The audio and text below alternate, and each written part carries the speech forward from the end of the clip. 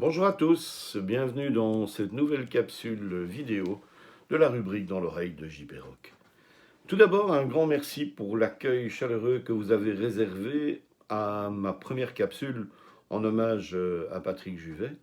Beaucoup d'entre vous m'ont d'ailleurs contacté pour me demander de reconsacrer une capsule à l'artiste. Alors après une petite réflexion, je me suis dit que j'allais bien sûr consacrer cette capsule aux albums essentiels et à la face plus underground de Juvet. Je dis Juvet parce qu'on sait très bien que lorsqu'un artiste devient culte, le prénom s'efface pour ne laisser que le nom de famille.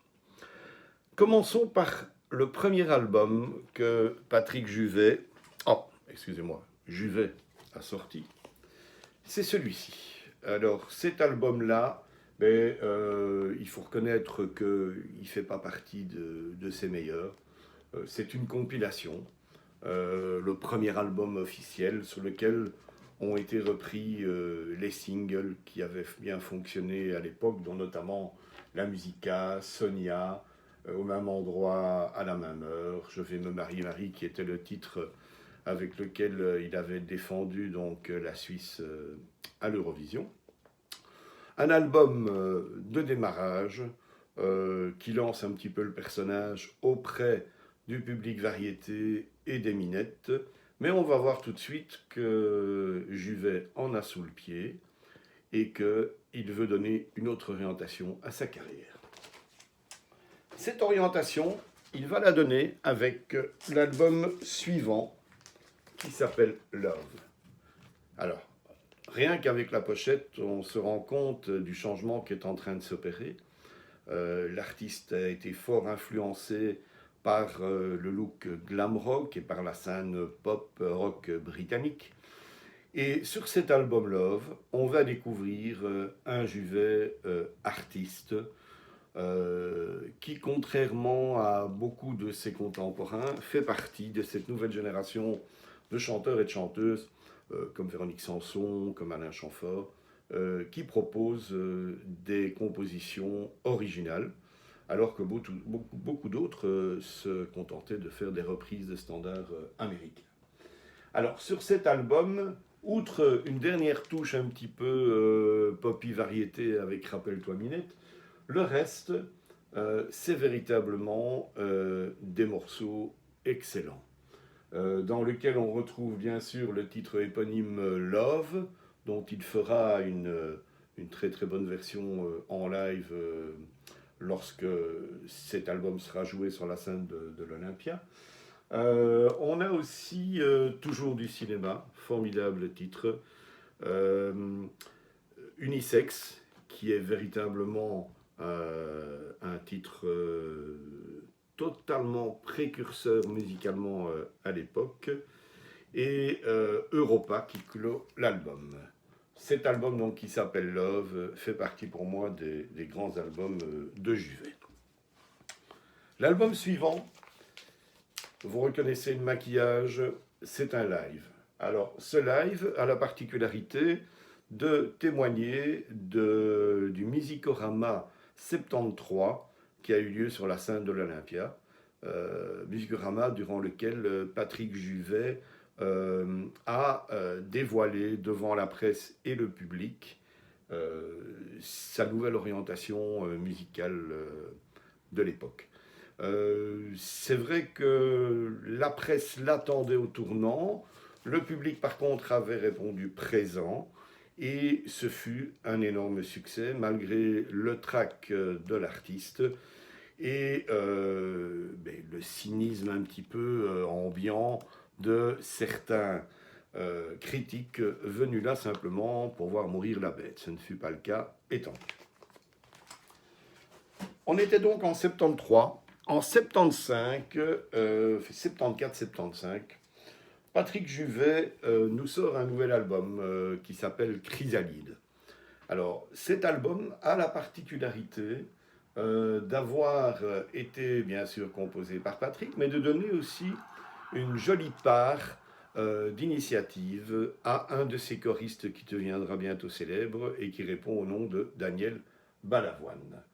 Alors, sur cet album, Balavoine nous chante la chanson Couleur d'automne et participe bien sûr à l'aventure artistique de cet album.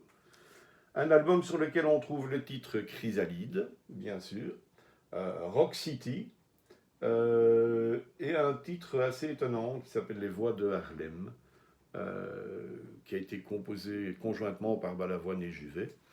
C'est un album, je dirais, hésitant, qui contient de très très bonnes choses et d'autres un petit peu moins réussies, mais qui, au fil des écoutes, se révèlent malgré tout attachants. L'album suivant fait suite à la rencontre avec un autre personnage qui sera évidemment très important dans la carrière de Patrick Juvet, c'est Jean-Michel Jarre. Alors, avec Jean-Michel Jarre, Patrick Juvet va nous sortir deux albums essentiels, dont un que je trouve être le meilleur album de sa carrière, un album pourtant peu connu, et cet album, c'est Mort ou Vif.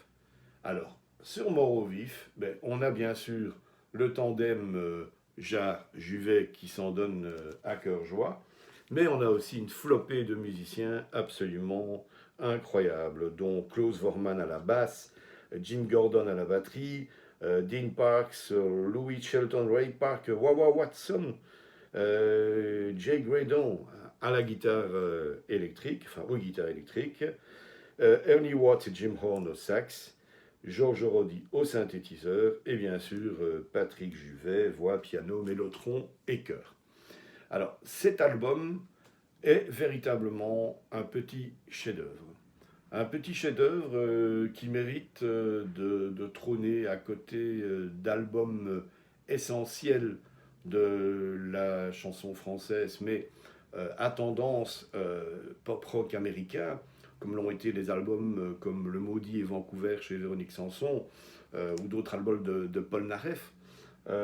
Ici, vous allez retrouver des titres imparables comme Les Lunettes Noires, Faut pas rêver, bien sûr, qui a fait un single que le grand public connaît, L'Enfant aux cheveux blancs, Le Chanteur du Grand Café, et le dernier rock'n'roll qui clôt cet album que je vous recommande chaudement, même s'il est difficile à trouver et que la copie que je possède d'ailleurs n'est pas dans un état exceptionnel au niveau du vinyle.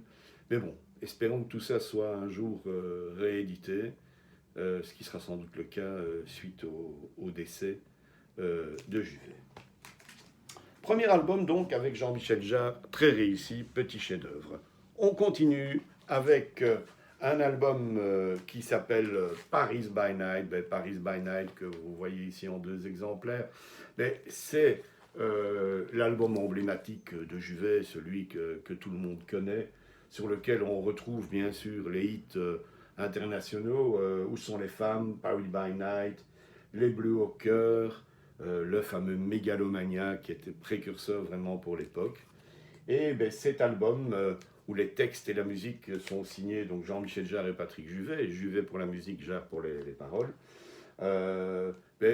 ces deux artistes sont accompagnés aussi par des gens incroyables. On retrouve quand même Ray Parker et Lee Ritenour à la guitare, Lee Ritenour qui est une pointure quand même dans le genre, Ernie Watts et Jim Horn au saxo, Gary Coleman aux percussions, Jim Gordon, Jim Gatson et Ed Green à la batterie, Juvet pour voix, piano, etc. Et Sonny Burke au piano, à la clarinette et au piano électrique. Excusez du peu, un chef-d'œuvre incontournable du disco que ce fameux Paris by Night de Juvet. Quelques années plus tard, on sait que Patrick Juvet séjourne aux États-Unis, fait des rencontres importantes là-bas, et va sortir un autre album qui va cartonner et qui va le mener encore dans un statut de superstar beaucoup plus important que ce qu'il était. Cet album, évidemment, c'est celui-ci, avec Got a Feeling et I Love America. Alors, Sur cet album, ben, on retrouve bien sûr les deux titres dont je viens de vous parler. On retrouve Another Lonely Man, Where is My Woman? Et c'est un album qui fait véritablement le bonheur des boîtes de nuit, des dance floors. Qui n'a pas chanté et dansé sur I Love America ou I Got a Feeling? À préciser une petite chose, c'est que cet album est sorti en fait avec le même numéro de référence, mais avec des pochettes dont le tirage est légèrement différent. C'est-à-dire que pour l'œil exercé, on se rendra compte qu'une pochette et la photo de la pochette est plus claire sur cette version-ci que sur l'autre. Donc les deux versions existent, c'est le même numéro de référence, mais pour les collectionneurs, ben, ça vaut la peine d'essayer de se procurer les deux. Voici d'ailleurs le même album en version internationale, qui est la version canadienne, aussi pour les collectionneurs. Alors, par la suite, ben, bien sûr, Patrick Juvet va continuer sa petite carrière, mais bon, le disco commence un petit peu à battre de l'aile.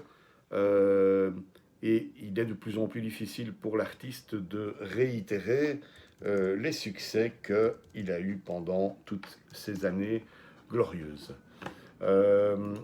Il va sortir en fait un album qui s'appelle Lady Night en 79, qui est de nouveau un album disco, le dernier vraiment qu'il fera. Et il va être gratifié de la possibilité d'écrire une musique de film qui sera la musique de Laura les ombres de l'été, qui sert donc de bande originale au film de David Hamilton. Un Olympien en 79 qui sortira en double album aussi, et puis un album en anglais, Still Alive, sorti en 1980. On est là toujours sur une base de disco funk. Bon, un album qui est pas mal du tout, mais qui sent un petit peu quand même la fin de la période disco de Juvet. En 82, l'artiste nous revient avec cet album-ci, Rêves immoraux. Alors, c'est un album attachant parce que on y retrouve vraiment l'essence même de l'artiste Juvet. D'abord avec le titre Rêves immoraux, qui est sublime, et puis avec d'autres titres comme N'aie pas peur, Fragile c'est son nom, ou Le Saturnien, Il fallait pas que tu t'en ailles, qui clôt l'album, qui témoignent de toute l'inspiration musicale et la fragilité d'un artiste qui arrive au bout de sa période faste, mais qui nous laisse un magnifique album qui s'écoute encore aujourd'hui avec énormément de plaisir. Patrick Juvet, puisque c'est comme ça que j'en parle, va encore nous sortir un dernier album, Solitude. En 1991, il tente un comeback. Bon, cet album est, je dirais, partiellement réussi. On y trouve quelques bons titres, mais en comparaison avec ce que l'artiste nous a proposé pendant plus d'une décennie, c'est un petit peu faible. Il fera encore un petit essai au niveau des dance floors, mais bon, ça va clôturer, je dirais, sa carrière artistique. Ensuite, ben, il va tenter de survivre, puisque bon, il est un petit peu descendu de son piédestal avec la mort du disco. Il fera donc des galas, parfois même des galas où il chantera uniquement sur des bancs d'orchestre. C'est compliqué pour lui. Mais à un certain moment, il va y avoir la chance de l'organisation des tournées Âge tendre et Tête de bois. Des tournées qui reprennent des artistes qui ont connu en fait leur période de gloire dans les années 60 et 70. Et c'est Christophe Deschavannes, d'ailleurs le producteur de ces tournées. Et ces tournées ont connu un succès phénoménal. Ce qui permet de nouveau à Juvet de pouvoir fouler des scènes devant des publics nombreux, des zéniths, et on se rend compte du plaisir incroyable que l'artiste prend à retrouver des bonnes conditions de travail avec des musiciens live, etc. On sait qu'il avait un titre qui était prêt, qui va vraisemblablement sortir maintenant après son décès, et que son rêve c'était bien sûr de refaire de la scène et de refaire une tournée. Malheureusement, la vie et les tourments de ce compositeur, chanteur hors norme, en décideront autrement. Et le 1er avril dernier, la carrière de Patrick Juvet s'est arrêtée en même temps que les battements de son cœur. Voilà, j'espère que ce petit tour d'horizon des albums de Juvet vous donneront envie de vous replonger dans certains de ces albums peut-être plus méconnus. Je pense qu'il est toujours bon de gratter un petit peu à la surface de ce qu'un artiste propose. Et il est évident que sa carrière regorge de pépites méconnues qui valent la peine d'être découvertes. Voilà, bonne continuation à toutes et tous, et bonne découverte de l'œuvre de Patrick Juvet. Salut!